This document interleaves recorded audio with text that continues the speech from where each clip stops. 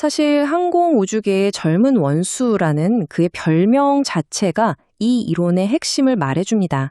그만큼 이 분야에 깊숙이 관여하고 있었다는 뜻이니까요. 그런데 지금 중국 군과 방산업계에 엄청난 부패 스캔들이 터지면서 줄줄이 숙청되고 있거든요. J-20 스텔스기 개발의 아버지라는 사람까지 포함해서요. 이런 상황에서 그 역시 그 거대한 부패의 그물에서 빠져나오지 못했다는 설명입니다.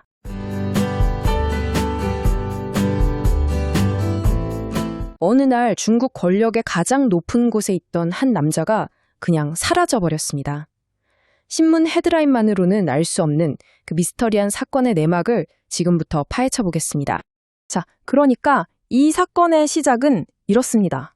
중국 공산당의 그 심장부에서 정말 손꼽히는 최고위 관료 한 명이 어느 날 갑자기 대중 앞에서 자취를 감춘 겁니다. 이게 바로 거대한 정치적 미스터리의 서막이었죠. 아니, 그냥 평범한 관료도 아니고요. 이 사람의 몰락이 왜 이렇게까지 큰 충격이 왔냐면요. 먼저 마식노이가 어떤 인물이었는지를 알아야 합니다. 생각해보세요. 중국 권력의 정점, 딱 24명밖에 없는 정치국 위원 중 한 명이었고요. 심지어 시진핑 주석의 정말 핵심 측근이었습니다. 그런 사람이 사라진 거죠. 이 사람의 경력을 보면요. 뭐랄까? 터보 모드를 켠 것 같아요. 보통 다른 관료들이 한 15년에서 20년 걸리는 그 길을 이 사람은 단 9년 만에 주파해버렸습니다. 이건 그냥 능력이 좋았다 수준이 아니죠. 최고위층에서 작정하고 밀어주는 이른바 황태자였다는 아주 강력한 신호였던 겁니다. 자, 이 문장이 정말 중요한데요. 광동과 선전을 다스리는 건 사실상 시진핑 가문을 돌보는 것과 같았다. 이게 무슨 말이냐면요. 그가 책임졌던 광동정이 바로 시진핑 주석 일가가 오랫동안 기반을 닦고 자산을 둔 아주 중요한 곳이었다는 거죠. 그러니 그 자리는 정말로 믿을 수 있는 최측근이 아니면 절대 맡길 수 없는 자리였다는 겁니다. 그렇게 몇 달 동안 온갖 추측이 난무하다가 마침내 공식 발표가 나옵니다. 자, 이제 소문은 끝났구나 싶었는데 웬걸요. 이제부터가 진짜 미스터리의 시작이었습니다. 완전히 새로운 질문들이 쏟아지기 시작했죠. 공식적인 이유는 부패였습니다. 심각한 기율 및 법률 위반. 이건 중국 정치에서 부패를 뜻하는 일종의 관용어구 같은 거죠. 시진핑 주석이 오랫동안 벌여온 반부패 캠페인에서 수많은 고위 관료들을 숙청할 때 썼던 바로 그 단골 메뉴였습니다. 그런데 말이죠. 이 공식 발표라는 껍데기 뒤에서는 정말 어마어마한 이야기들이 흘러나오고 있었어요. 대규모 군부 숙청에도 연루되어 있다더라. 악명 높은 그 헝다 부동산 사태에도 깊이 관련되어 있다더라. 심지어 가족들까지 동원된 가족형 부패라는 말까지 나왔죠. 자, 그런데 여기서부터가 정말 흥미롭습니다.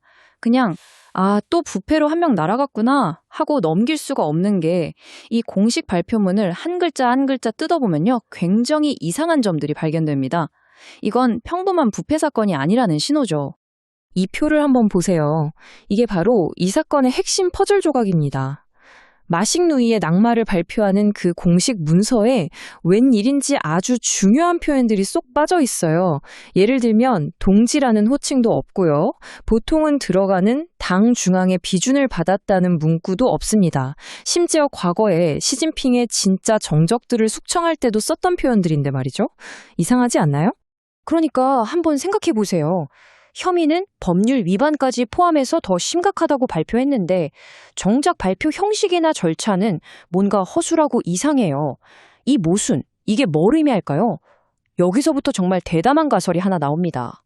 혹시 마식루이를 숙청하라는 결정이 시진핑 주석에서 나온 게 아니라면요?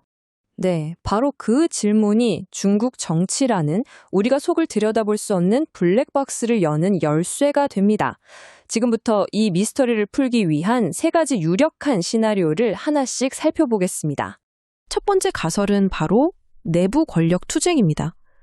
이건 시진핑이 자기 사람을 쳐낸 게 아니라 오히려 당 원로 세력 같은 또 다른 권력 집단이 시진핑을 겨냥해서 벌인 일종의 반격이었다는 거죠. 이 타임라인을 보면 정말 한편의 정치 드라마 같습니다. 마치 체스를 두는 것처럼 서로 수를 주고받는 게 보이거든요. 원로 세력이 먼저 움직이니까 시진핑이 자기 사람을 승진시키면서 방어하는 듯 하다가 결국 원로 측의 결정타를 날립니다. 마싱 루이의 측근과 마싱 루이 본인을 동시에 무너뜨려버린 거죠.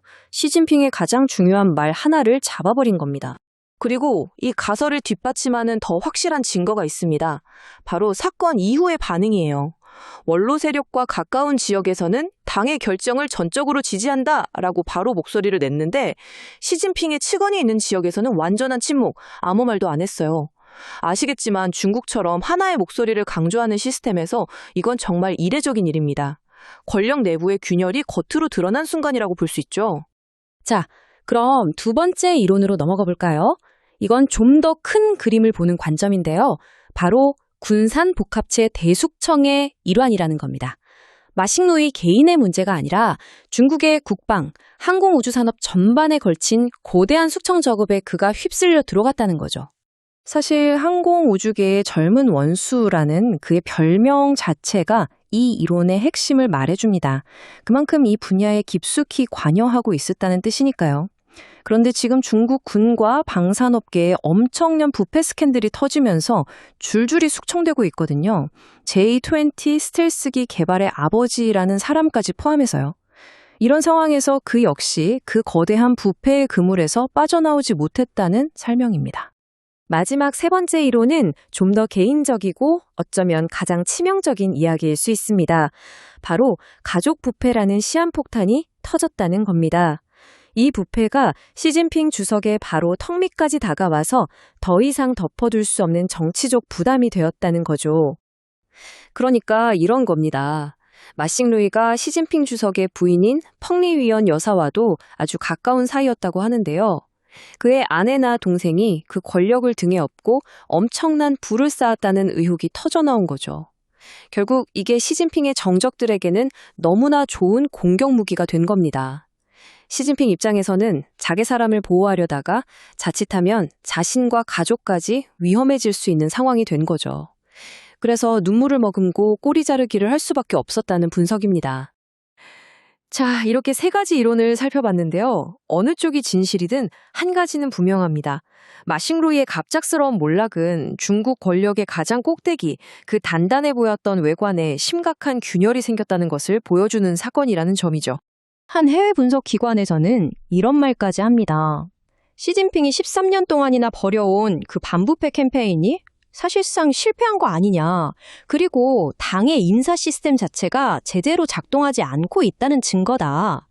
왜냐하면 리더가 자기 손으로 직접 뽑은 인재들이 줄줄이 부패 혐의로 낙마하고 있으니까요. 이건 시스템 전체에 대한 신뢰의 문제죠. 3명. 이게 무슨 숫자냐면요. 이번 시진핑 3기 임기 동안 숙청된 정치구 위원회 수입니다. 딱 24명밖에 없는 그 최상위 엘리트 집단에서 벌써 3명이나 사라진 겁니다. 이건 지도부 내에 우리가 상상하는 것 이상의 혼란과 불신이 있다는 걸 아주 단적으로 보여주는 숫자입니다. 그래서 이런 의문이 들 수밖에 없습니다. 이 끝없는 반부패 캠페인, 과연 진짜 목적이 부패를 뿌리 뽑는 걸까요? 아니면 부패를 명분으로 끊임없이 관료들을 긴장시키고 오직 자신에게만 절대적인 충성을 바치도록 만드는 일종의 충성도 테스트이자 정치적 도구는 아닐까요? 결국 이 사건을 두고 두 가지 해석이 팽팽하게 맞섭니다. 하나는 자기 최측근까지 가차없이 쳐내는 걸 보니 시진핑의 권력은 정말 아무도 건드릴 수 없는 절대 권력이구나. 다른 하나는 아니 최측근까지 문제가 생길 정도면 이건 오히려 권력 기반이 내부에서부터 썩어 들어가고 있다는 위험 신호다. 여러분은 어떻게 생각하십니까? 마싱 루이의 미스터리한 몰락.